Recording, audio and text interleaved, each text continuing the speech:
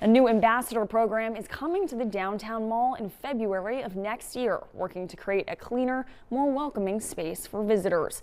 Kendall Hansen gives us a look into that program. Hi, Kendall.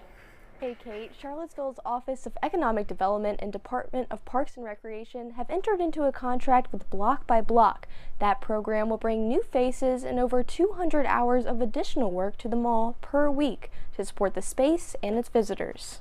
To make sure that it is in the best possible shape, not only for our local residents, but also for the many tourists that come to visit Charlottesville and to frequent our businesses. Greer Achenbach is the executive director of Friends of Charlottesville Downtown. Clean and Safe Ambassador programs, specifically Block by Block, have been incredibly successful. Achenbach says fostering a cleaner, safer, and more welcoming downtown mall is the goal. City Manager Sam Sanders told publications earlier this year $1.2 million have been allocated for the 2-year pilot program. $600,000 a year that Achenbach says can make a big difference for businesses. My expectation is that it is going to be successful and that people will see when they're here what a benefit it is to our community. Kyle Irvin is with the City of Charlottesville. He says Block by Block ambassadors will put energy into the mall, maintaining spaces and connecting with community members. They'll adjust their schedule and presence by need.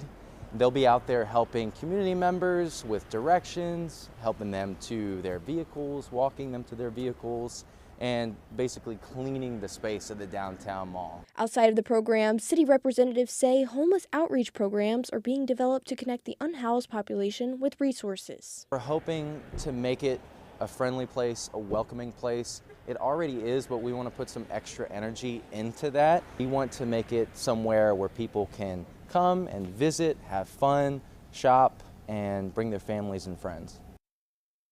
Irvin says the program is slated to start at the beginning of February 2026, aligning with the 50-year anniversary of the downtown mall. Live in the newsroom, Kendall Hansen, 29 News at 5.